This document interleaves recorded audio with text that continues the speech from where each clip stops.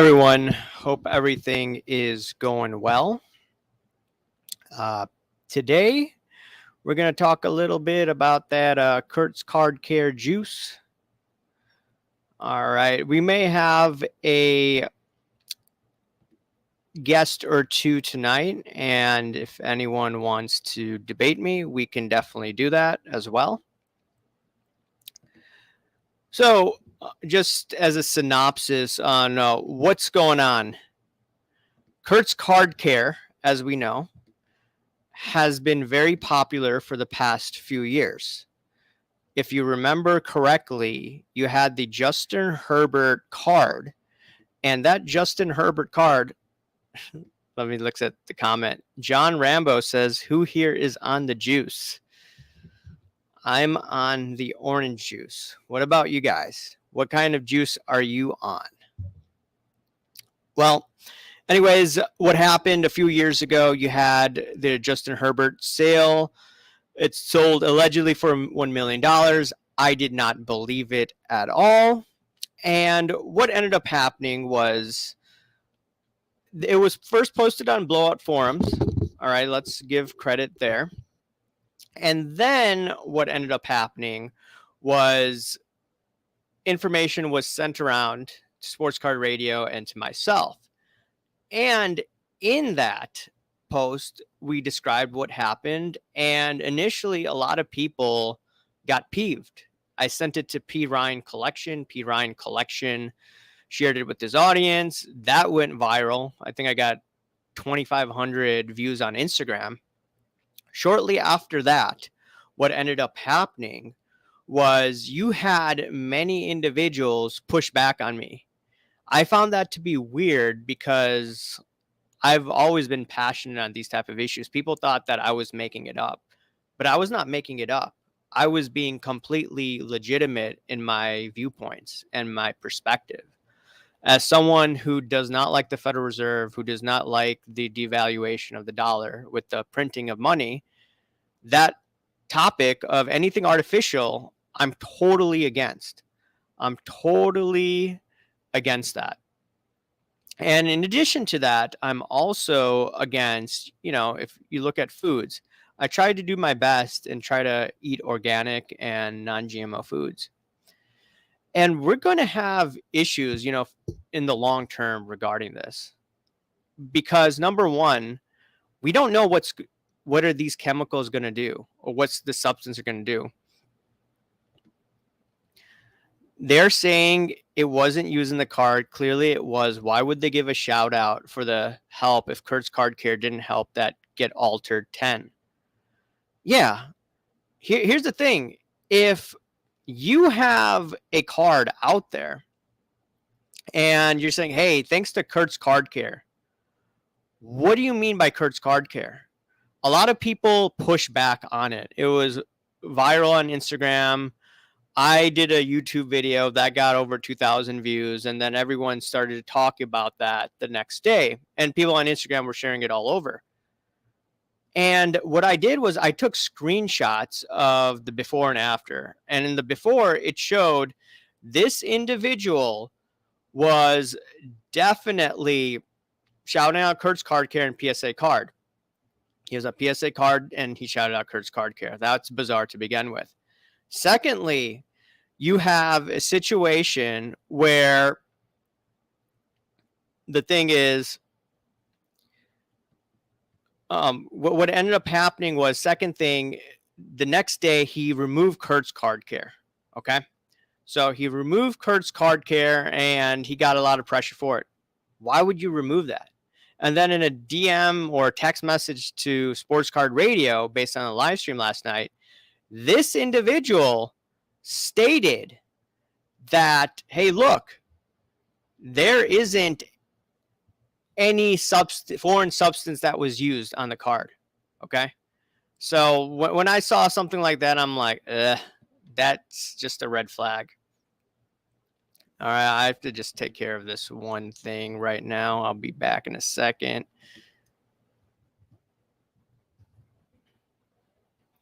All right. I'm back. Sorry about that. But yeah, you had that situation, and then all of a sudden this Wemby card is a PSA 10. PSA stays silent for a few days, and then you have Ryan Hodge or Hodge, whatever his name is.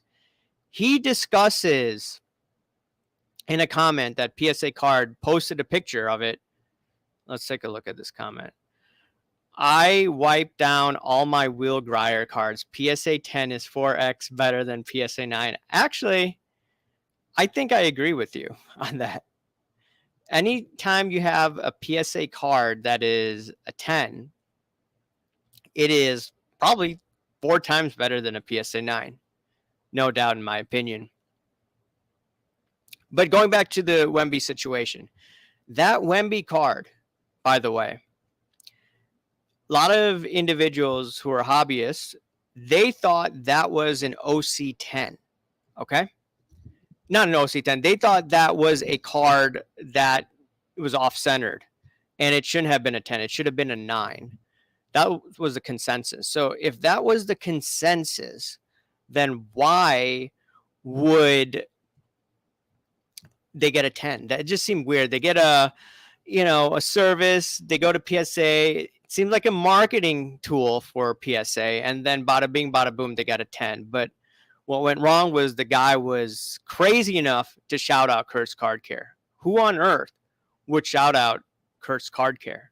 That makes no sense whatsoever because it's a gray area. That's what Nat Turner told me in a DM. So anytime this guy is involved, PSA feels a bit uncomfortable.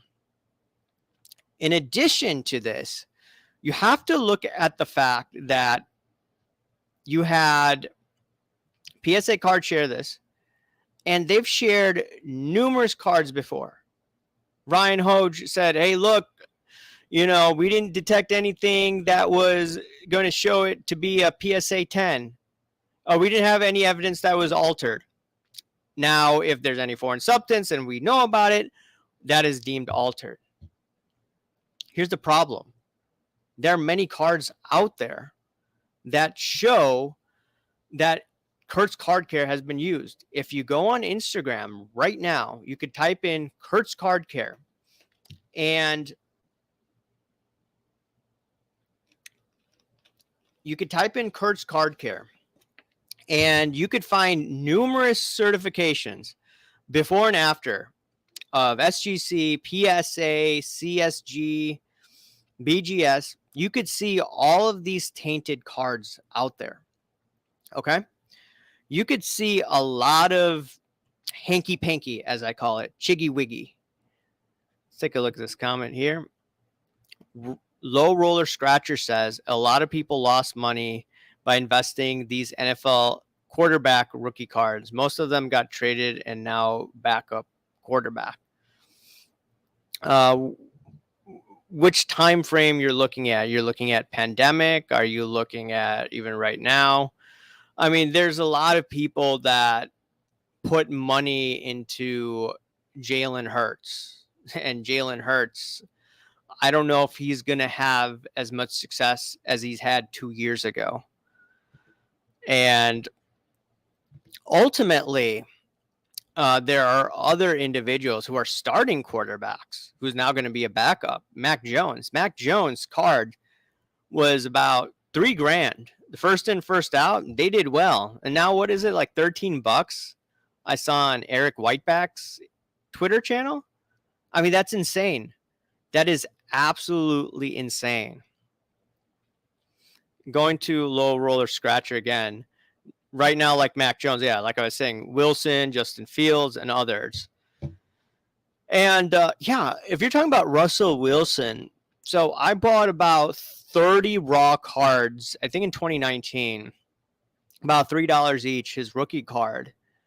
And if you remember during the pandemic, Russell Wilson was having an amazing year. That's when cards were going like crazy.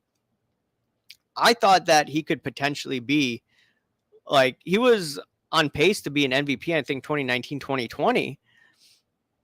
And I remember those cards at one time, one of the raw cards was going for $40. I said, screw sending it to PSA. I could just get a sell a raw card for like $40. I remember selling a raw card for $40. It was a crazy ROI, buying it at 3 and selling it at 40. Now, I thought Russell Wilson would be like a lock for the Hall of Fame. Now I don't know, based on his performance over the past few years in Denver.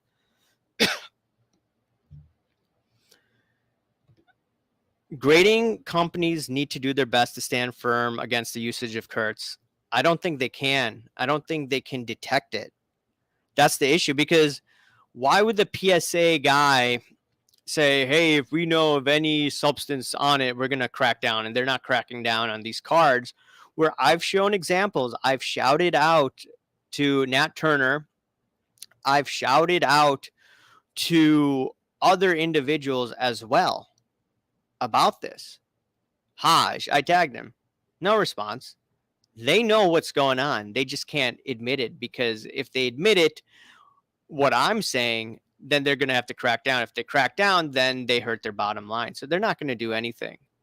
They're just going to look the other way and probably pay some influencers to, let's be positive, everybody. The kid sold 100,000 Mac Jones 101. He made the right decision. Yeah, whoever did that young kid, kudos.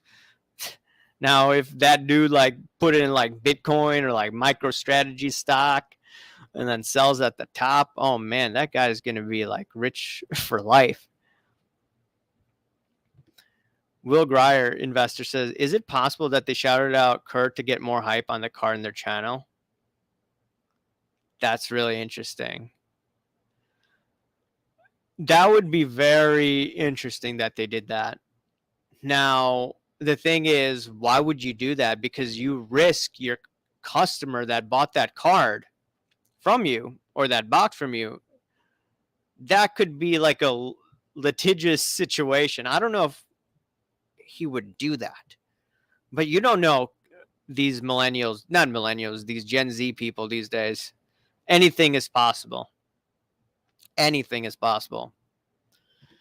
Kenny Pickett got traded to the Eagles. I heard about that. So that's because Russell Wilson joined the Steelers. So is Russell Wilson going to be the quarterback of the Steelers, starting QB? I mean, Tomlin tends to do well year after year. So John Rambo says it will be tough for them to detect it for sure. Yeah, that's what PSA just said. PSA just indicated they can't detect it. They cannot detect it whatsoever at all. And ultimately, they make so much money because people, all they do is crack, they reslab, they crack, they reslab, crack, they reslab. They'll just look the other way. And they're in bed, or a lot of influencers are in bed with PSA and that whole network. And, you know, the thing is that you can get blackballed if, you know, you talk bad about the industry. I'm blackballed from the industry. You know, okay, they had to talk about me because of not Kurt's Card Care, because of card porn and all that. But ultimately, they don't want to discuss me too much. Anyways, I'm going to be adding my guest here. What's going on? What's up, brother? How are you? Good. How are you? I'm good, man. Busy. A whirlwind. I got family in town. Oh, yeah. Family in town? I didn't know. Yeah, Ryan. I didn't want to bring you on then. No, it's cool. We're all just bullshitting, hanging out anyway. That's why when you said, I was thinking tomorrow, but dude, trust me, it's no. We're all hanging out, talking shit. Yeah, anyway, I think today's a lot better for me, and I did it impromptu. But you know, it is what it is. Maybe if someone wants to bring me on tomorrow again, maybe I could join in for a little bit. Yeah, yeah, I'm down. I'm open. Like, yeah, dude, my dad and brother, I'm trust me, I'm happy. Is your brother here too? They don't mind if I step out and bullshit with you for a little bit. They're well, your brother's here, right? Yeah, he's in town. Okay, yeah, maybe. It's my birthday weekend, so everybody kind of came in and okay. Does he have his cards with him? No, he didn't bring them. He has one card he picked up with him because he picked up something off a buddy of ours. Maybe we should bring him on later this stream if you want. If he wants to, I think I see him commenting here. He says go Steelers, but not hyped about Wilson. Better than what we had though. So what do you think about Russell Wilson? The money, the way Pittsburgh got him, I think it makes sense. 1.2 million for 1 year. I mean, Denver's the one who's paying him, so they got him dirt cheap. I think the Kenny Pickett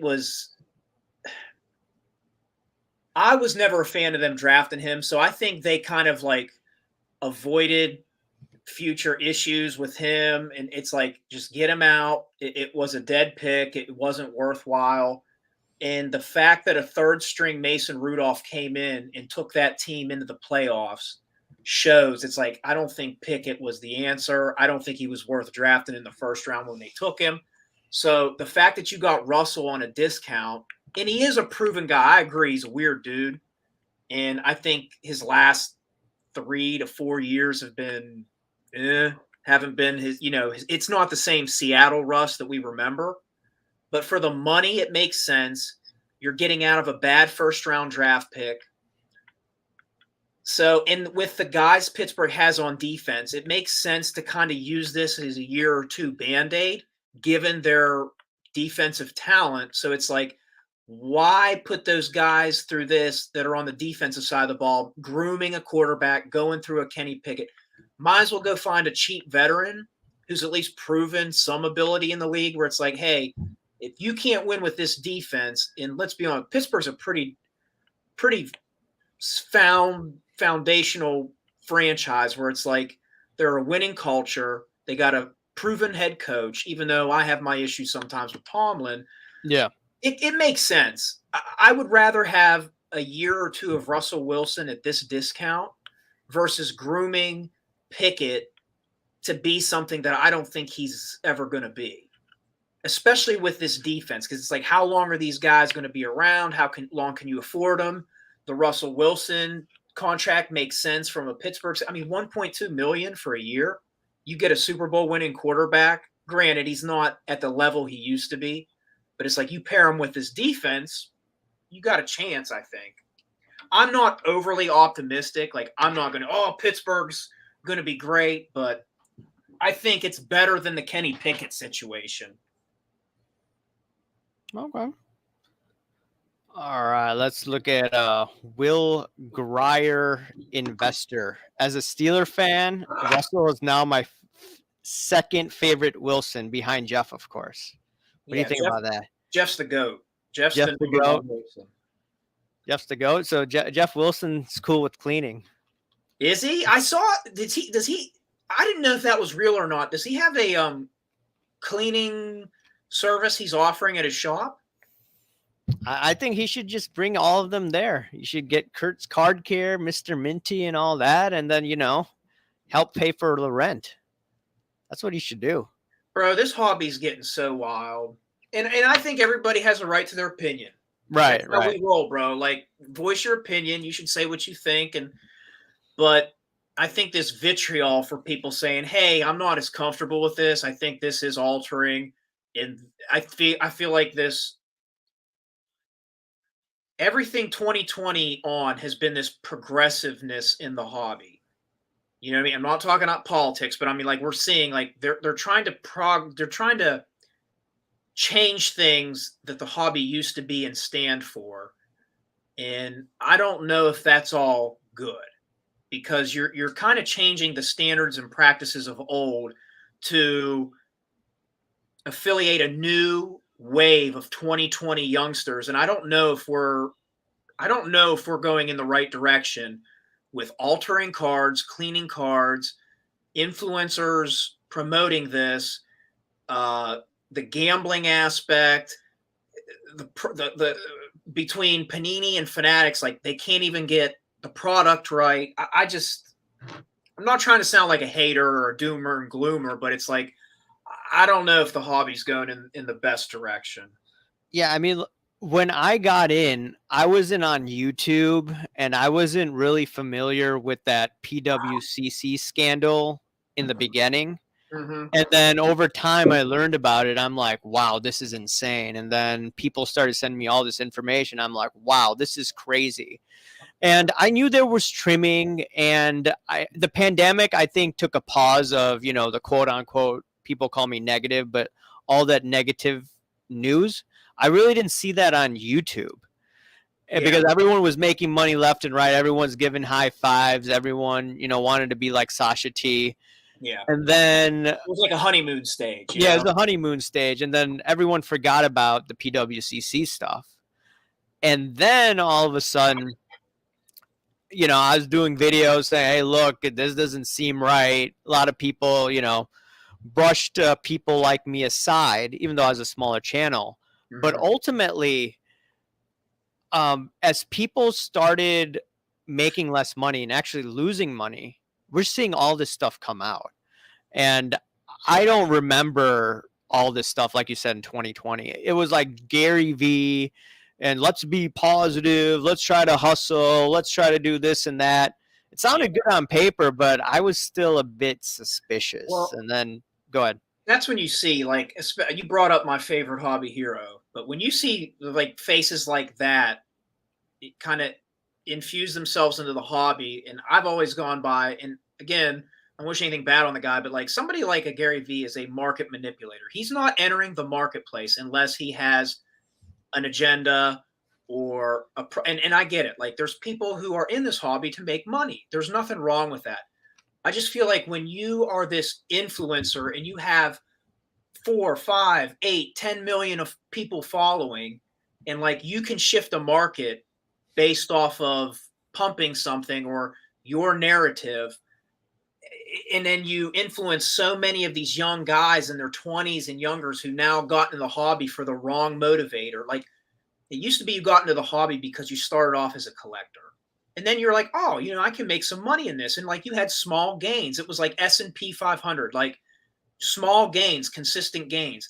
Then we saw this erratic market in 2020, and you saw all these loud voices and these big influencers promoting it. That's when it was like a tipping point where it's like, nah, things aren't going to end well. And I think we're seeing that to a degree. I do think you're seeing the market come back to earth, though. Yeah, I mean, for sure. and I think a lot of it does have to do with macro economy, where it's like, things that were going on in 2020, 2021 didn't make sense. So I think you are seeing a market level, which is, I would say, a good thing. But we're still seeing voices promoting things that, may not be the best for the long term of the hobby. And I think you're seeing the card manufacturing companies, they're missing the ball on a lot of things. Like they can't get print runs right. They can't get, the right things in the right product. It's just, I don't know. It's become such a gambling mindset, quick flip mindset, move the bag, move the bag. And it's like, these are collectibles. You know what I mean? This should be a fun collecting thing. Yes, you can make money. Yes, there is intrinsic value on these cards. Yes, there is a market of these cards. Well, they'll go up and down, but it's just gotten it's just so out of whack. Yeah, I mean, the thing I didn't like about Gary Vee is like, okay, he wants to be motivational and all that, but he's not going to give you that, hey, be careful with this. Right. You know, Right. like Jeff Wilson, I didn't see too much of him being like, hey, let's prepare. What if the cards don't go up Yeah. to the nth degree that he thought it would? And a conflict of interest, he had that Market Movers app. So that's why I think a lot of people pick on him. Mhm. But I don't know. I want to hear people with different perspectives. But if you're all saying let's be positive and let's ignore the negativity, But see, that's where I was just yeah. Go ahead. everyone's perspective is monetary profit based perspective. It's not collecting what's best for the hobby. Yeah. How can this be like of my youth? What attracted me to the hobby? Because, like, dude, what attracted most of us in the hobby back in the day, it wasn't to make money. It was we love Right. sports, we like Right. the collectibles aspect. So that's where I would say like I'm all about hearing different perspectives, but like when all the mainstream perspectives are a profit-based investor bro talking point, it's like it's not that diverse of an idea, you know? Like let's Well, take card cleaning. Like, if you're a true, again, I can only speak for myself, but the idea of card cleaning is to get the best grade, to get the best profit, to get the best monetary value. It's a value based it's a value based practice, and it's deceptive because the goal is to not get caught. So it's like, what are you teaching these younger guys in the hobby, these newcomers of the hobby? It's like it's like lawlessness. It's like if you can get away with it, it's okay. And it's like, well, the graders are saying like we don't condone this, but if we can get away with it, then nothing happened. And that's like if you do something wrong when nobody's looking, did you really do something wrong? And it's like, well, then your value system comes at play. Like, what do you stand for as a person? yeah, exactly. And you must probably remember when people were coming after me 2 years ago. You know that Herbert sale? Remember that? Yeah. Yeah. Yeah.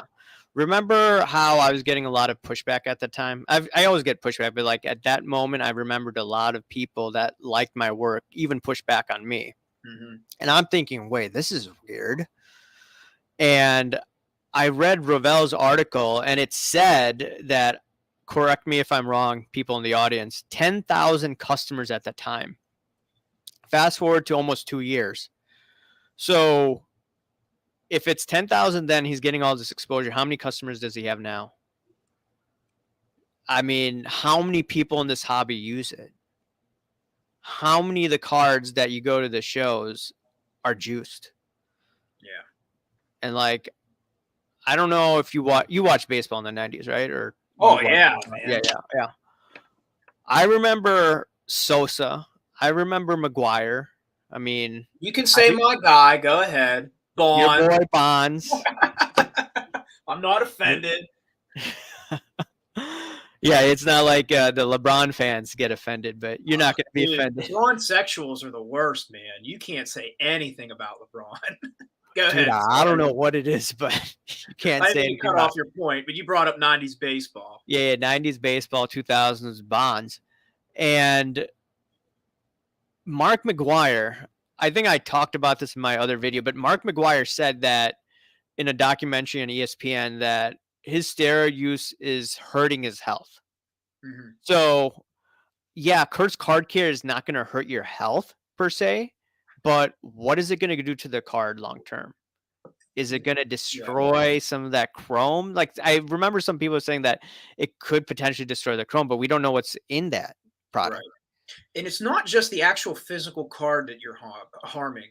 What are the long term effects of the hobby? If you open this can of worms, what standard are you setting as far as like, is this now just going to be accepted? Like, let's doctor up cards for the best grade, for the most profit. Like, of course, I send my cards to PSA. I've always disclosed it. I share it with you. We talk all the time. Yeah, yeah. Like, I send my cards to PSA.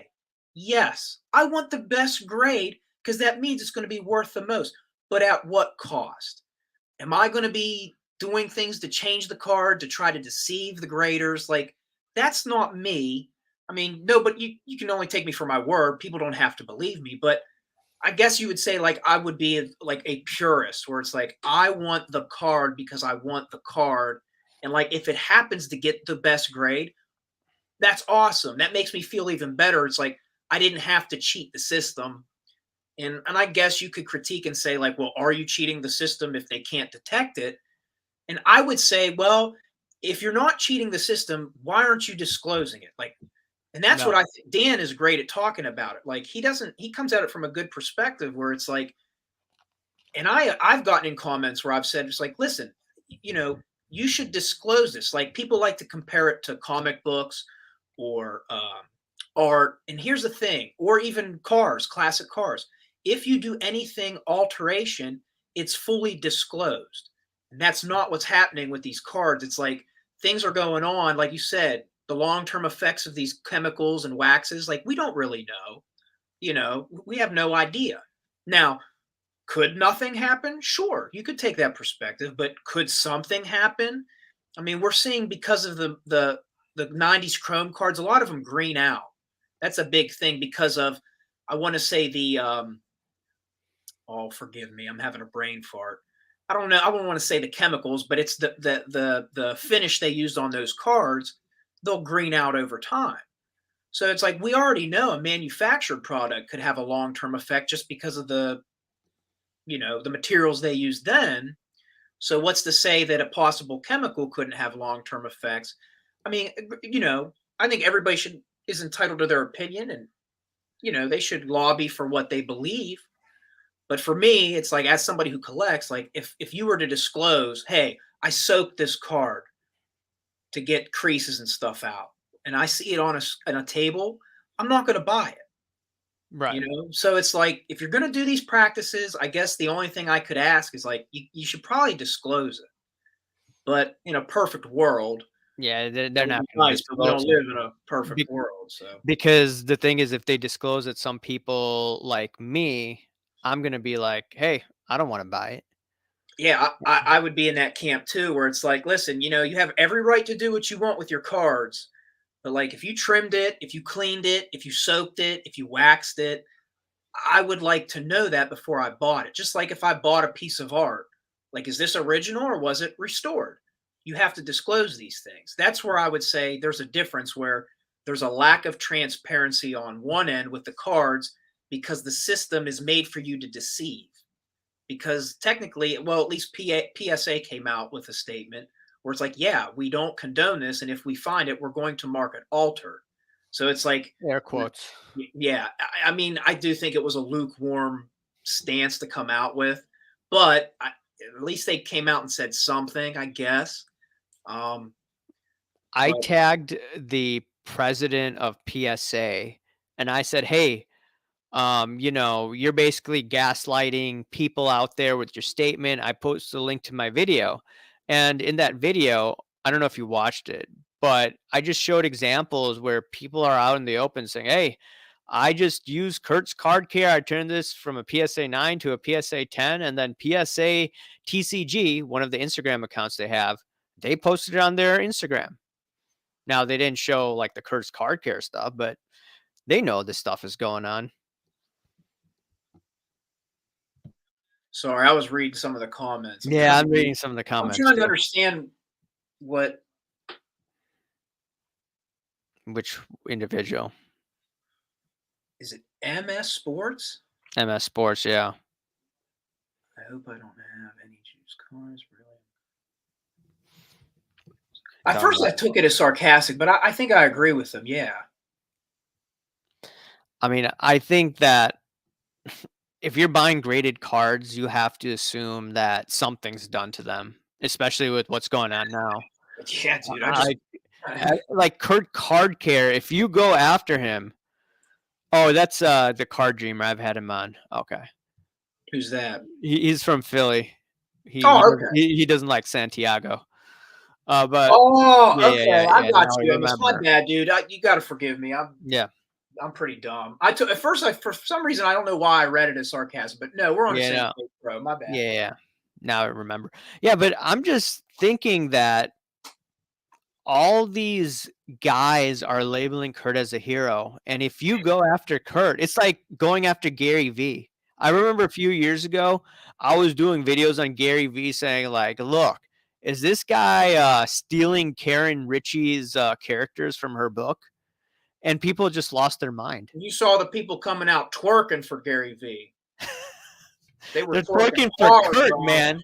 They're twerking for Kurt, man. And they're twerking now for Kurt, and it's like, okay, then you're kind of pretty much putting your guilty face on, where it's like now I have to assume you're doing this because if Yeah, you're you're doing twerking this. that hard for it, I would have to assume. Now that doesn't mean I'm right; it's just my perspective. And I think Right. everybody has a right. Like I said, you have a Yeah. right to do what you want with your cards. Right. But in an unregulated market, it's hard to ask for full transparency. But that's why you won't be transparent. That's why they hide the cert numbers. That's why they hide a lot of these things that get posted. I don't know, man. I mean, I'm kind of glad I don't block comments on IG and YouTube. Maybe the algorithm sometimes does. Mhm. And I've seen these people, like I said, they're just like making all these comments, people shouting me out on Instagram, YouTube, saying that I'm nuts or whatever. And, I want him to go like out of business. And, I just find it weird, one person keeps on like doing smiley face and then the clown emoji. Like every day I do a video, I see that Yeah. Yeah. multiple comments, and I'm like, okay, you're using the Yeah. juice. If You're you're using the working juice. this hard for it, it tells me what? That you either condone it, you're doing it, you Yeah, know, and again, you have you every can do. right to do what you want to do, but are you disclosing it when you're selling those cards or whatever have you? So I don't know. Yeah, I mean, like people think that I'm just like making this stuff up, but I don't think they've had a deep conversation with me about like the Federal Reserve and how I don't like the devaluing the dollar and, printing all this money, it's artificial. I Mm, don't like GMO foods. I don't want to eat non-organic food. right, So I have a similar stance on other issues. So I right. I I don't understand why people say, "Oh, you're making things up." And I'm not grifting the hobby. They have more issues with me calling it out. Yeah, I may talk about it a bit too much, but it's probably better than me, taking advantage of people Yeah, but here's the regarding this. thing. There's enough people that were talking about the Investacard bro mindset and nobody clapped back. Nobody had a problem with that because it fit an agenda and a profit margin.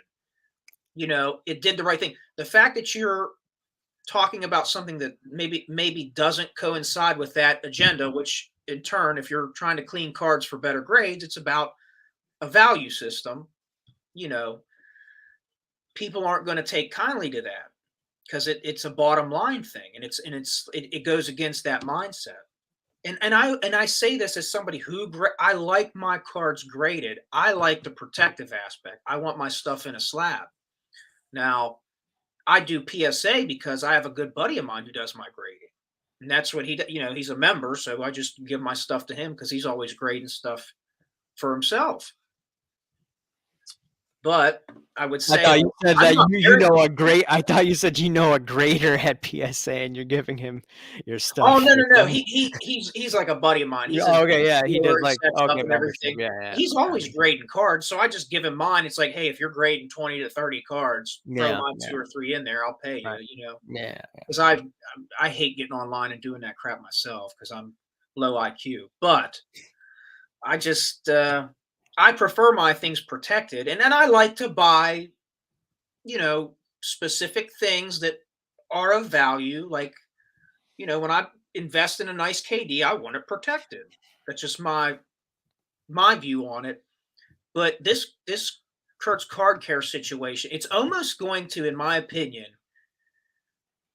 I mean, obviously you're going to have the people twerking for it, and they're going to continue to do it. But I do think you're going to have a segment of the hobby where it's like I have to face reality where it's like if this is going on, they can't detect it, they're not making a strong stance on it. Why am I grading? Like I do like the protective slab aspect, but I have to admit it's like, well, if this stuff's going on and they're not that worried about trying to stop it, why am I grading?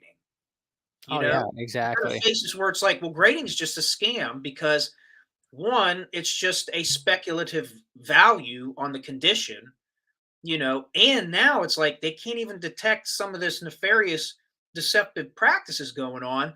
Why am I sending my stuff to get graded now? So I Yeah, I don't mean, there could be a negative market effect to it too by not being more stern on this topic. if you're increasing the amount of higher grades because of this substance, what will happen to prices over time? They go down. They won't go up as much as they should. You And lose the scarcity element. yes, and like you said, population. If even if it's ultra modern and there's more high pop tens or nines that even are artificially there through this practice, you're devaluing the tens and nines. They're not as rare. Yeah, exactly. So it's like, This is is it like better? Like, are you really increasing the value of the card? I don't no. know. It's a short-term fix. I know Dustin was Mhm. talking about this in his video this morning. He was saying that, "Hey, look, it's instant gratification." Like, if you're looking Mhm. from a long-term perspective, this is horrible. This is Yeah. absolute horrible for the hobby, in my opinion. People just can't see it because they're like, "Oh, look, I made extra 200 bucks Right. on this card." Right. Okay, what happens, and this is gonna happen soon, sooner than later, Yeah. the economy is gonna fall off the edge of the cliff. You know, Yeah. commercial real estate, I've talked about this numerous times. What happens then? Are you gonna be able to use Kurt's card care to get an edge when the economy's tumbling down? I don't think so. And then you have Mr. Minty and other services. You could go to a show. I don't know, like, have you seen a cleaning service at the Pittsburgh show? No, none of my locals. There's nobody set up just cleaning cards and stuff. There's not even like graders because my obviously my area we don't have like the super huge mega shows that draw the national attention like that. But what I would say is Ziggy, shout out Ziggy, he sent me a video of this guy talking about he went to a show in Cali. Now, I'm not sure if it was Burbank or not. You'd have to fact check me. I can't even remember the video of the guy. I was like half asleep when he sent it to me, so I listened to it though. And he was talking about how like there was a grading set up, and then within like 10 feet, 20 feet, you had guys out literally cleaning cars. So, are the graders really that against this when you have grading booths set up in a show and then right next to them now they're not affiliated. I'm not going to say that they were affiliated, No. but it sounded like there were guys legit cleaning cards at that show. Now I don't see that at any of my local shows. Yeah, I've heard it goes on in Burbank. So, I'm surprised Burbank allows that, like, vendors to set up for cleaning, but I guess, you gotta sell space, you know? That's Maybe it. we should bring that up to the Burbank CEO, be like, "Hey, look, why don't you take a stand?" You know how actually, that's a polarizing topic. I think a lot of people would be pissed. So But that's one of those topics that people with a vested interest would just rather avoid it. oh, yeah, exactly. Because it comes down to bottom line, like whether you're selling tables for a show or Yeah. you know whether you're a grader, like you don't want to deter people from grading your car, which I don't think this would deter them because people are still going to do it and try to get it through. Yeah, I But mean if you have a vested interest, you're not going to talk about it. That's why it took PSA so long and so many people like this clash about this Wemby one of one and those guys shouting out Kurt's. That's why it's causing this clash because it was almost like a figurative gun to somebody's head where it's like, all right, are you going to address this now? These guys literally shouted them out in your HQ. yeah, I remember a few years ago, people were initially hesitant to talk about Kurt's card care. There's card porn. Card porn was really silent, and card porn didn't wanna shout someone like me out or Sports Card Radio out or Mm-hmm. then the card man out regarding this topic. And he just asked, "To clean cards or not to clean cards?" And I think Lamim James did the same thing at that time. And now everyone's just talking about it. It's like a mainstream topic. I mean, this feels like I'm not Alex Jones, obviously, but like I feel like Alex Jones, where I'm one of the few people hollering and screaming, and then like through 3 years later, it's a mainstream topic, and Yeah, I'm thinking like, where were you 2 years ago when this needed to be addressed? and I think people like view you as a contrarian just to be a contrarian, and it's Yeah, like, okay, you have the right to that opinion, but it's like a lot of the things you've called out, eventually, whether it's 6 months down the road, 9 months, 12, a year down the road, like these topics end up coming up. And it's like just because you were speaking your perspective sooner, I don't think that just makes you a contrarian just to be one. It's like, hey, there are other views on these topics, and they just don't get the voice like the mainstream will because the mainstream won't talk about it. because of that because vested interest. I think it, yeah, like you said, vested interest, and then also they're scared of their sponsors Right. because like, oh, it's about negativity, this and that. And like I know some of the mainstream channels, they bring on smaller channels and I am bigger than some of them, but they won't have me on because they're scared of me being unpredictable. Right. Because on one moment I could talk in a calm manner like this, and then one moment I could just go psycho on Instagram. So they don't know what they'll get. Let's see some of these comments here. I put this comment here. I wanted your take on this. James says people have to decide if they're really against cleaning. Don't grade cards and don't buy graded cards. Otherwise, they don't care and just looking to complain. Your thoughts?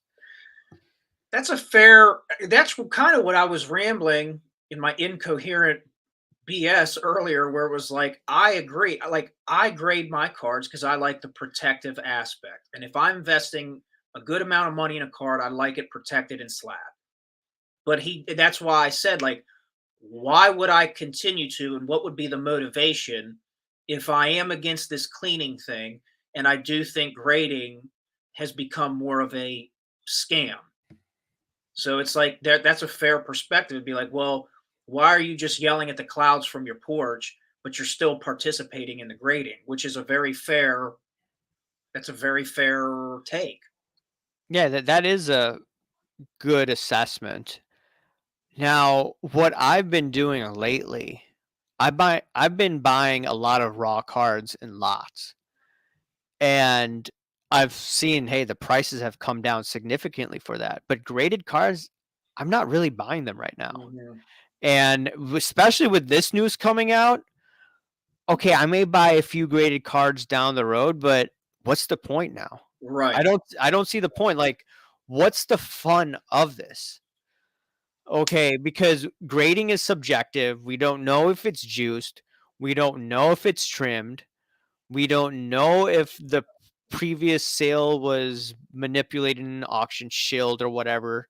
So I'm just going off of, okay, I'm just going to buy raw cards. And people Mhm. mock me for it, but guess what? I like those cheap cards.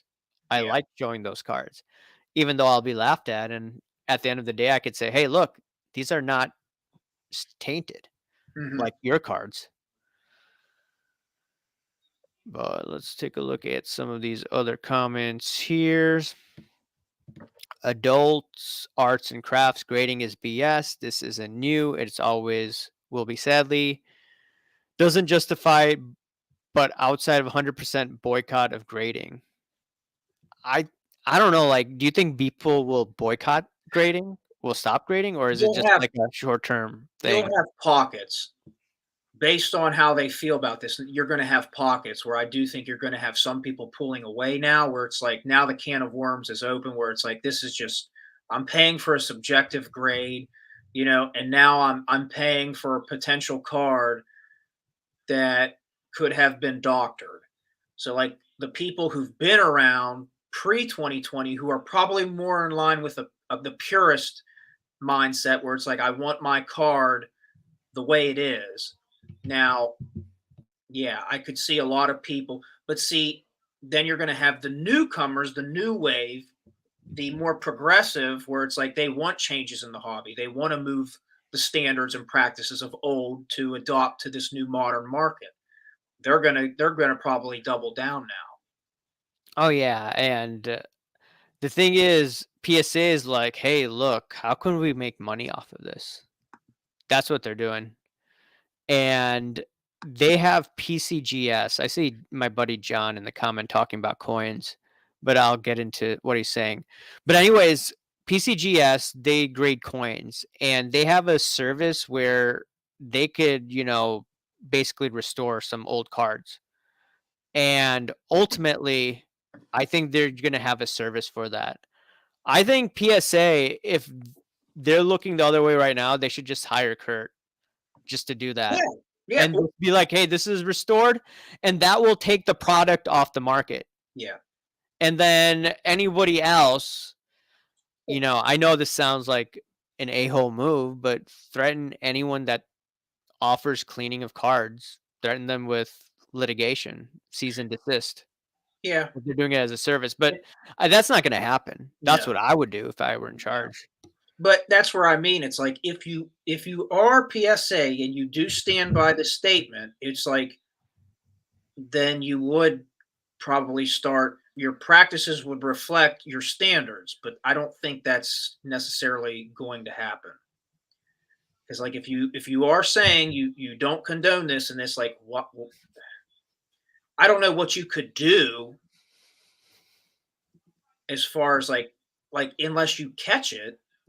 Right. But that's a part of the crux of this. That's part of the issue is like a lot. It seems like they're not able to catch a lot of this. So I mean, the thing is, did you watch the movie Catch Me If You Can?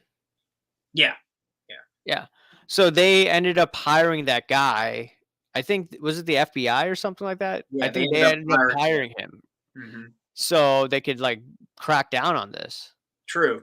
And I think PSA should hire him in the fraud department, pay him a ton of money, saying you cannot create this, you cannot go on YouTube at all, and you Mhm, cannot teach this whatsoever. And if you right. do, we're going to sue you to the nth degree. Yeah. Pay him off, cut this guy off, and then anybody else that does this. This is what you- I would say, and Yeah. this is where I think Dan.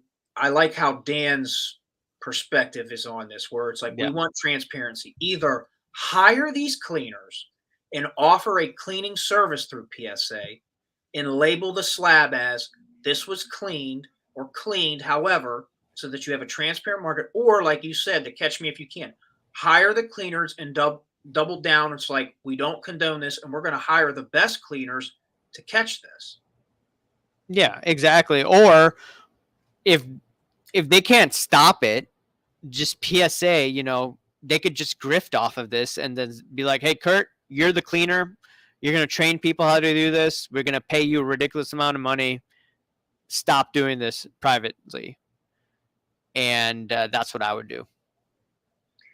I One of see those big. two things. I see Big John made a comment. PSA can't corner the market on card cleaners, and I would agree definitely. Like, there's always going to be somebody else trying to pull a scam. So, like, I understand what he's saying, but I Yeah. also feel like if you are a big time grading company and you do have a standards and practices, you know, perspective or rule, you know, maybe you should do more to, you know, try to weed out this issue if that's your true stance on it. Right.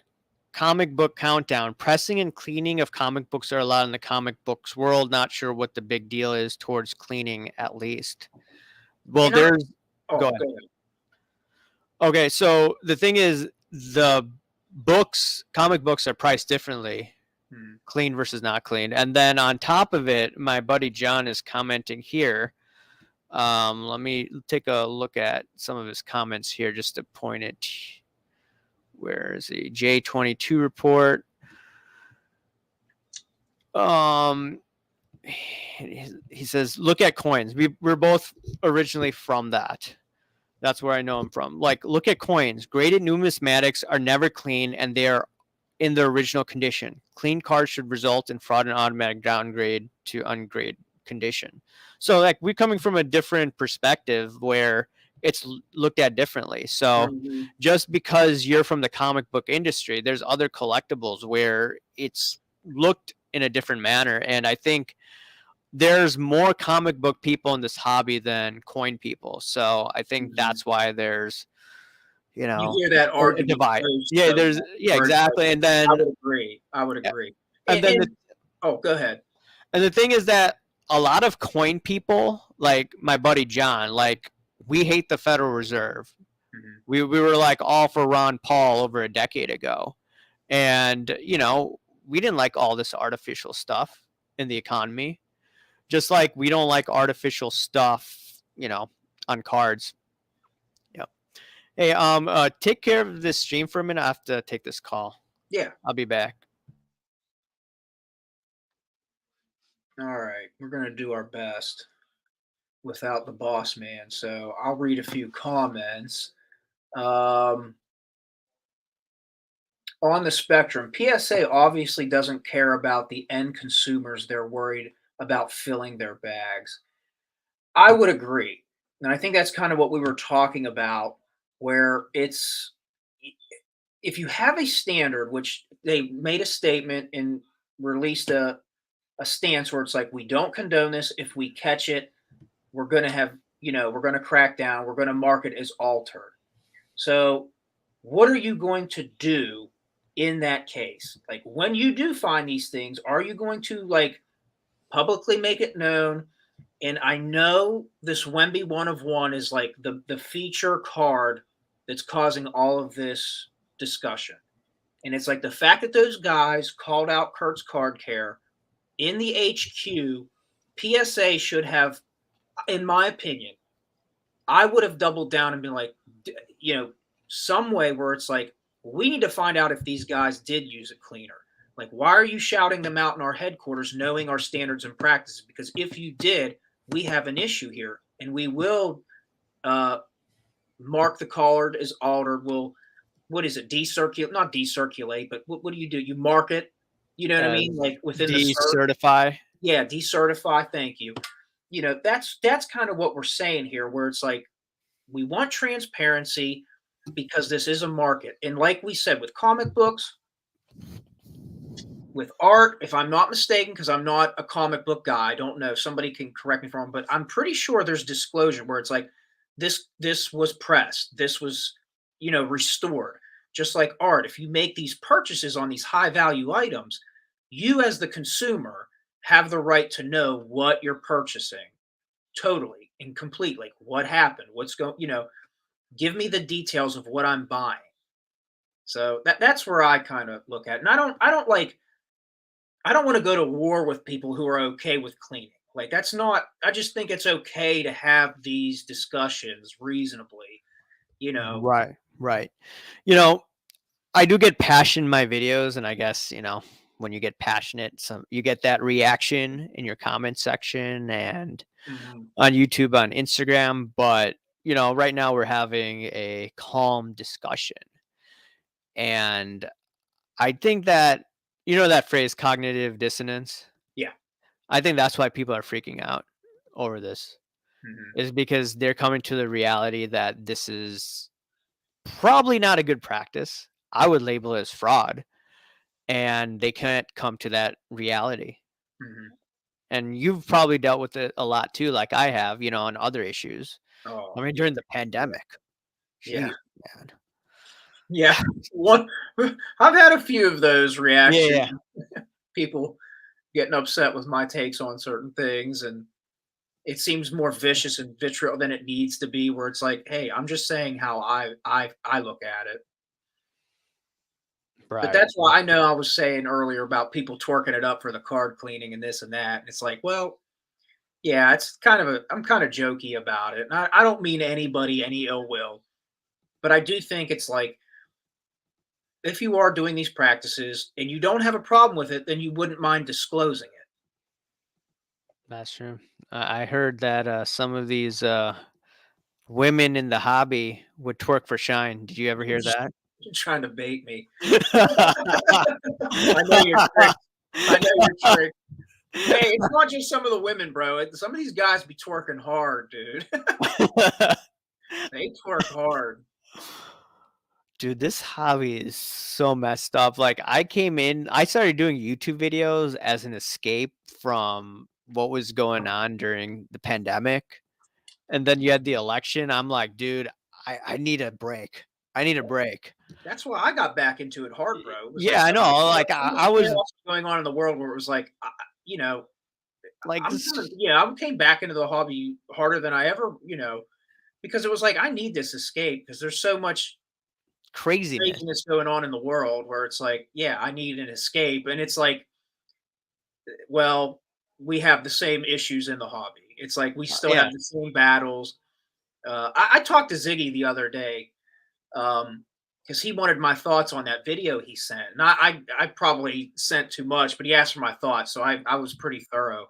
Where you are seeing a clash of the old school guys who were pre 2020 Cousin Tone, I appreciate that. But you're seeing a clash of ideology where it's like you're seeing a more old school approach who wants to conserve the practices and standards of old versus this new wave of progressive people who entered the hobby. um, they want to move the bar. They want progress and they want things to change. So it's like Yeah. it was an escape for a brief moment, and now Now it's it's like back to normal. Now yeah. it's like, Card hobby's okay. no different. Card hobby's no different. Like I noticed like in one of my last streams, I just shouted out Ron Paul and then like so many people were like, "Yeah, I like Ron Paul too." I'm like, "Oh, so it's like the same type of people that you agree with watch your videos politically." That's Yeah. just so weird. Well, I think naturally you're going to Yeah. align with your camp. You know what I Yeah. mean? Like, hey, this guy Right. says things that I believe in. I'm Right. in his camp. We're we're tribal beings, man. Yeah, I It's know. natural. And so it came into the hobby because you're having so many difference of opinions and practices that are coming to a clash, and we're seeing it in real time. But hopefully we can do better than the macro situations, and like we should have these discussions and not be as vicious. Like I think it's okay for two different people to have two different opinions. Right, right. And at the end of the day, it's like it's okay. I don't have to change your mind, but it's like this is just my perspective, and I'm hearing your perspective, and you might change my mind. I might change your mind. I mean, but regardless, it's like critical thinking skills are at a low right now. And critical thinking used to be it's like the exchange of ideas. And it used to be the better ideas kind of, outweigh the other. And even if you don't change your mind, it's like, it's okay. We're not mortal enemies. Like I don't hate any card. I don't hate Kurt's card care. I don't. I really don't. He's got the greatest press week of his life. So he's probably going to be rolling in the money selling Kirk Card Care packs. But you know, but I do think it's okay for someone like you and I to be like, yeah, we're not about this. And I think there's a lot of people who don't get that mainstream voice who are like, hey, we've been in this hobby for 20, 30 years. This isn't this isn't how things used to be, and this would have been a no-no back then, you know? Yeah, I mean, like, it always has happened, but not to this level. There's Agreed. always trimming, there's always people that, ding corners and all that, but now we have social media, and now the message and how to do these things, it's much different. So, you know, it's just quite interesting. Let's look at, your buddy cousin. He says, "Bigger issue, cleaning cards or pumping of unproven quarterbacks." I see a lot less discussion about that. Your thoughts? I think my personal view, I think both are an issue. I think cleaning cards without disclosing could be in line with fraudulence. And I do agree where there's an issue where you have influencers pumping unproven prospects. Which one's worse? I don't know because both would be in turn affecting the market. You're manipulating the market in some way. So it's like I don't know which one would be classified as worse or which one's more rampant in the hobby. Um, I wouldn't have a definitive answer. I have to think more on it, but I think both are an issue, if that's a fair take, where it's like I think it's an unnatural manipulation of a market. Yeah, I mean, go back to 2 years ago when this issue started to come about. Justin Herbert card, someone used Kurt's card care, and it allegedly sold for $1 million. I don't believe that. And Card Mhm. Ladder approved that sale. I thought that was insane. I think they've changed their practices after that, but you could tie in what he's saying. I mean, at that time, Herbert was unproven. Now, will he be better with Harbaugh? Yes, I do. But was his card worth $1 million? No. Flippin' Steve, man, what's going on? What's Would up, you Flip and Steve? Would you rather purchase a raw 52 mantle off eBay or a PSA slab copy at the same price? Which and why? Oh man.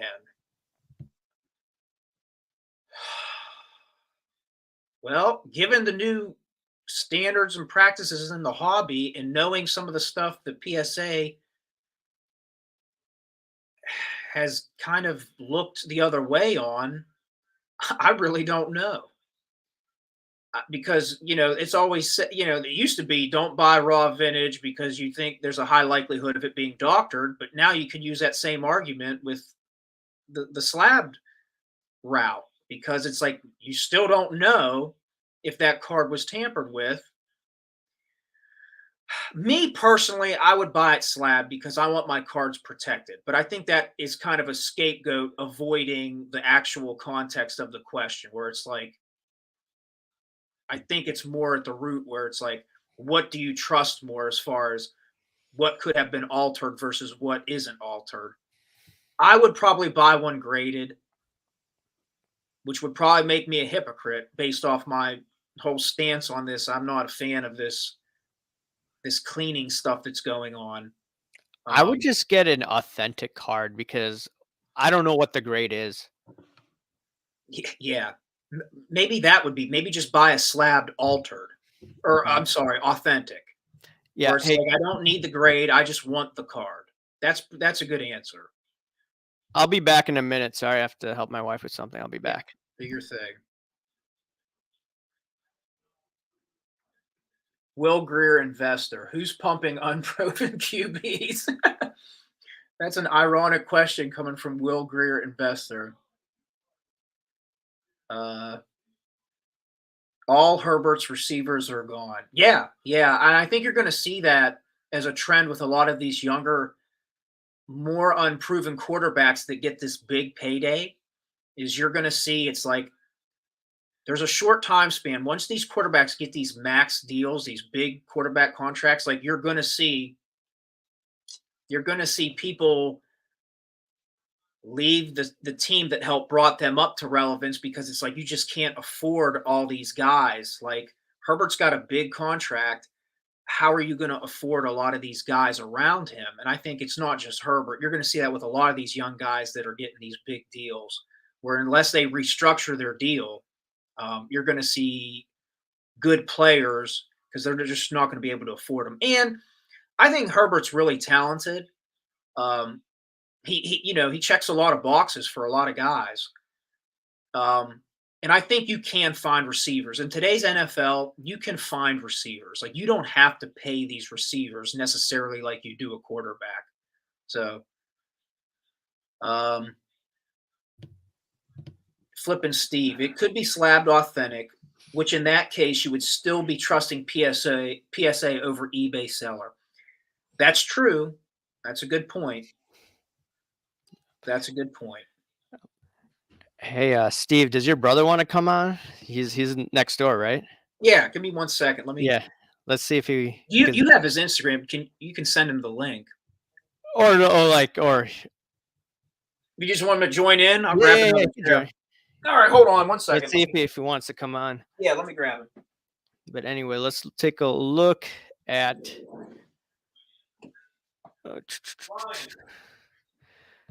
Low Roller Scratcher says Wemby 101 cards doesn't need cleaning. It received a PSA 8. That card will be worth a lot of money. Yeah, it would have been worth a lot of money as it is. I think it should have been a 9, but it is what it is.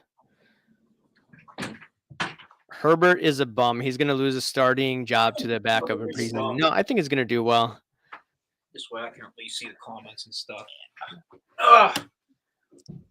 Hey, Ryan, how's it going? Nice to... You good? How are you? Good. It's good to talk to you. Yeah. So why does your brother always call himself low IQ? Because it's true. What? He asked why I call myself low IQ. Yeah, he's being too humble. That's not true.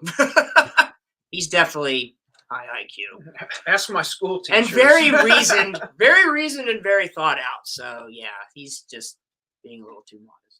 Okay, gotcha. So I, I know you don't pay attention to the same stuff Steve and I do, but what are your thoughts on cleaning? I mean, you're a collector, and I've seen your page. You have like an amazing, baseball set and all these cards that you collect. So, Well, what thank are you. your thoughts? Yeah, As a hardcore collector like yourself. I can't speak to. I don't know this topic in depth. All I can tell you is my personal opinion as a collector. If I knew the card was being cleaned, I would not purchase it. That's just not my. That would not fit my collection criteria in a way. Yeah, I think I answered. I kind of answered the question Yeah, earlier. you did. Yeah. It was kind of like, what's the worst sin, if you will? To me, it would be cleaning. At least the pumping isn't physically altering the card in a way. So yeah, I would vote. I would vote for that. I would not seek those out if I knew that it was done on purpose. Now, if my idiocracy, I bought one and didn't realize it, or I never knew. Oh well. But yeah, as a collector, that would not really fit my. That's a good point. I didn't think of it that way. Where it's like pumping a prospect, you still have the discretion to choose. If you're buying a card that's been altered that you don't know, that's a bit more deceptive and manipulative, I think. That's a good point. So the thing is that Steve and I were talking about how, this Kurt's Card Care guy has more than 10,000 customers. And over hundreds and hundreds of thousands of people submit cards to PSA. So there's a good chance that we may be buying, a lot of cards, especially, you for your collection. So how do you go about that now knowing this? As soon as you started with this stream and Steve talked to us a little bit before coming on the stream about this topic, but I wasn't too in depth about yet or knowledgeable about yet, the first thing that struck my mind is, holy cow, what am I going to do now going forward? I don't know how I'm going to tackle that, to be honest with you, because the majority of the purchases I make are from eBay. Raw cards? Yeah. Do you grade them or not really? I'm sorry, what was the first? Do you grade them? No, I do not personally grade them. I have purchased graded cards from eBay, like my Joker collection, the Batman Joker collection I have. Yeah. My reasoning for buying those graded is I don't trust my eyes, no matter how much I can zoom in on the eBay page, for a card set that was produced in the late 80s without seeing flaws. So am I taking a risk by buying a PSA 9? I usually shoot for PSA 9s because to me there's no difference between a PSA 9 and PSA 10. I think the difference between PSA 10 and PSA 9 is ridiculous, so I'd rather just pay for near mint pricing. Am I taking the risk that it's been altered some way? Sure, but I'm willing to take that risk, I guess, because I'm a collector. I just don't have. I have many other hobbies too, so I don't have the time, energy, and effort to sort of like thoroughly research every single card. So I am probably going to take the benefit of the doubt, or the seller's benefit of the doubt. Gotcha. I think that's a good point too, because like we are collectors and we want to buy cards. Like that's why we're in this hobby. So it's like, yeah, we're going to have to take these risks inevitably because we want to collect, because we treat these cards as collectibles. Like sure, we can look at them as like, oh yeah, I hope my collection appraises, but it's like at base value, we want the card. Like we want to collect the card because we enjoy the value is in the card, but in the collection. But to answer your original question, I'm way more nervous now than I would have been before. Oh, I shouldn't have said that. Oh no, I'm still gonna buy. I'm still gonna buy stuff. Yeah, you could say whatever you want on my stream. we've said crazier stuff. I'm pretty sure you've seen that. Watched before. Yeah. So we're talking earlier. I was talking with your brother about how athletes are probably taking substances where you can't detect it. Remember, in like the 1990s, Bonds, Sosa, McGuire. And do you think players are doing that now? because Steve and I both think LeBron is on the juice or is on EPO or something like that, based on what that UFC fighter saying. Kevin Garnett has even implied that he's on something. That's what we think. Do you think that, or you don't watch too much basketball? I don't watch as much basketball as I used to. Once Tim Duncan retired, I was essentially done, and I loathe the game now. I find it incredibly boring and uninteresting because even though I'm a midget, my favorite players were always centers or power forwards, and I really enjoyed the post game. But I'm getting off topic. To answer your question, I feel like in the nature of sports, you will be doing anything possible to get a competitive advantage. So yes, essentially the answer to the question is I could see that as totally plausible and would probably believe that that's happening and is true. Oh, well, And yeah. he's 40 years old. Yeah. And he's performing at a high level. Like, now the thing is, how the hell does Tom Brady run faster at age 46 than age 22, 23? Yeah. I don't know how, what's going on there? Is it just like that natural stuff that his old trainer used to give him? I don't know how the hell Tom Brady was I performing the think there way he could did. be an argument made that maybe middle to later stage career Tom Brady may have taken himself more seriously than his younger days. And maybe there's some longevity that got built into that process and whatnot. I don't know. But yeah, I would find it very hard to believe that there wasn't some sort of additive fill in the blank from a performance perspective for any of these athletes, frankly, in any of these sports. What do you think, Steve? I don't think we've talked about Brady, but I just don't know how he did it. It could be natural. Like, I don't want to say that he did anything, but like, is it because he never got hit and he had a really quick release point of the football? Are we talking about just this recent clip where we see him running faster at like 40 some years old? Yes, something like that. And I'm like, well, I think he's probably done things post his career to boost it. Sure. I think a lot of guys that age are probably going to take stuff where it's like, hey, this does have benefits to my health. Maybe during my career it would have been illegal. So there's that. Now, if you want to conflate it where it's like, do I think Brady was doing it while he played? I don't know. You know, anything's possible. And like he said, I agree where you're getting paid tons of money. Your body is your livelihood. I do think people are going to do whatever they can to get a competitive and health advantage at any cost and to not get caught. Now, is it possible Brady never used anything in his career? That's also true. That's possible. But I do think now that he's been retired for what, year and a half, like maybe he is taking something or doing something in his older age to try to keep his fountain of youth. I don't know. So the thing is that, like, I'm older than you, Steve, and my body, it's not what it used to be like 10, 15 years ago. I get like a lot more aches and pains, like just for doing stuff that I had no issues with before. And the thing is that, I know a lot of people mock like chiropractors, but like I see a chiropractor from now and then. And then I have had like neck pain like the other day. He fixed it like that. And I'm thinking, okay, you don't watch baseball that much. I don't know if you watch baseball, Ryan, these days, but yeah. You remember how Max Scherzer was able to play a couple days after crazy neck pain when he was with the Nationals in the World Series? Yeah. Yeah. Briefly, yeah. Yeah.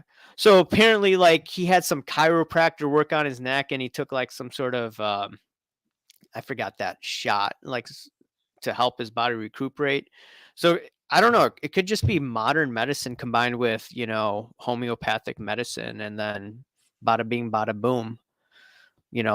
These guys are able to perform better because they pay millions of dollars for physical trainers, chiropractors, just natural ways that a lot of people probably didn't utilize in the past. I'm just trying to think because I've used it myself, just natural ways without taking Tylenol, and my neck was better within a day after seeing the chiropractor after he made some adjustment. So I don't know.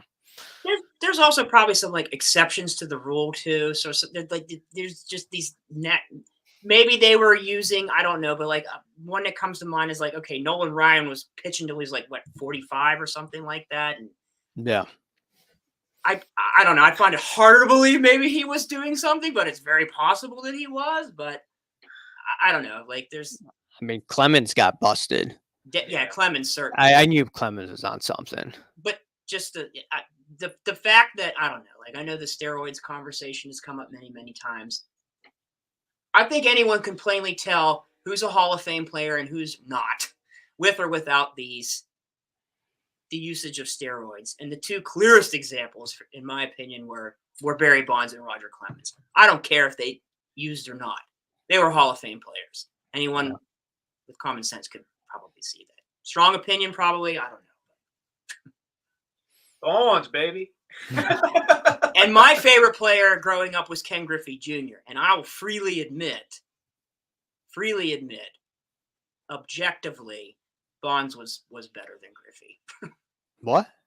I think Bonds, was a better player. You think Bonds was better too, Steve? Oh yeah, and that's not. Griffey was great. That's not to like slide Griffey. Maybe I give Griffey the benefit of the doubt because I liked his attitude. Like Bonds was an a-hole. Yeah. Well, I like Griffey. His swing is natural. He didn't use anything. So maybe it's just a bias that I have more respect for Ken Griffey Jr. than Bonds. Yeah. I think what helps tilt the Griffey argument too sometimes is he had phenomenally miraculous defensive plays that would get played over and over again. But we always neglect to remember that Bonds was just as good of a defensive player as Ken Griffey. At least if you go by things like Gold Gloves and stuff like that. They are both all around phenomenal players. So I don't know. And they were both left-handers. So left-handed swings are always going to look better. I'm biased because I'm left-handed. Yeah, I'm a lefty too. Are you a lefty, Steve? No. No. Low IQ. That's why. I'm just your basic old dumb righty. Oh man, Nolan Ryan naturally threw 100 miles an hour. There was a phenomenal documentary that I watched recently on Netflix about Nolan Ryan, and it was, it tracked his entire life and everything. But I highly recommend it if people haven't seen it. Of course, I can't remember what the name is. It now. It might have been something like, what was his nickname? Something Express, the Nolan Express. I think it was, or the Ryan Express. It was called that. So if people haven't seen it, it's really good. And that's what makes me question, like, if we were to lean towards guys in the 90s and going into like more modern or probably using things, how is it that pitchers back in the day lasted longer? Yeah, this was a very good comment. I think Jason Whitlock was talking about this with Conte, the Belko guy. Mm-hmm. And I think another journalist, last name Kim, I forgot his first name. And I think they were just talking about that. Why were they able to last longer back in the day? Like longevity wise. And like you see all these players, they just get burned out. Their arms, they have arm problems like Strasburg, early retirement. And I'm seeing all these pitching studs, they don't last long. And I'm thinking, are they on substances which cause the body to break down faster? I could be wrong, but I'm just trying to think, like, what's going on? Why were they able to pitch much I better? think you're seeing it in other sports too. Now, it's position dependent, where like I grew up watching football. I always loved running backs. Running backs were my players. And you saw running backs back in the day last a decade. You know what I mean? Like it wasn't crazy for a running back to play for like 8 to 10 years at a really high level. And now you're seeing running back. Now I know the game has changed, but you're seeing running backs get used less, split carries with other guys, and they don't last nearly as long. Now, I heard a good argument where it's like it's because a lot of this is because of the artificial turf they use. It's not as good on their knees and their joints, which is very possible. Where a lot of those guys all played on natural grass for the most part. So maybe that has to do with it. But then you also have to think like, well, if these guys now have more modern technology, advancements in health, and all these different things, why aren't they lasting as long? And you're seeing more injuries now than you did before. I think And the Frank Gore game is the less exception. violent and physical now. That's true. But I your think general argument about the rules of the game changing, I think, is a good point as to why we're seeing increase in injuries, especially lower body injuries, because you have to essentially go low now. You can't hit high anymore. That's true. So if you're going to target the knee down or the hip down, yeah, naturally it's lower leg. yeah. And for running backs, that's it. That's a good point. How did Frank Gore last in the NFL that long? He was nasty. He was good, but he did. People don't realize like Frank Gore did have injury bug issues his first 5 to 6 years. Because trust me, I drafted him in enough fantasy leagues where I was like, "This is my guy," and by week 5, he was hurt. Yeah. So he did have some injury issues, but he did last a long time. I mean, right. He wasn't as good as Tomlinson though. No, but underrated. Oh, I think fair is underrated. Is definitely fair. It didn't help that he played for bad team. I mean, primarily for San Francisco when they were really bad, right? Or not title contenders by any stretch. They weren't that good. Yeah. I'm just trying to think. Like, there are some exceptions. Like Dominican Sue played. He's a nasty guy, but he played for a long time. Yeah. I don't know how he did it, but he did. Nebraska too. Well, he went to Nebraska. Yeah. Like possibly the last great Nebraska player. No, that might not be true. Don't quote me on that, but the one I certainly think of. Do you find it weird that Nebraska's in the Big Ten? Yeah, there's so much. If you want to go down the college football rabbit hole, I'm your guy. But like, yeah, there's so much wrong with that sport right now, and we're about to have USC, UCLA, Washington, and Oregon in the Big Ten. So yeah, I mean, it's all money.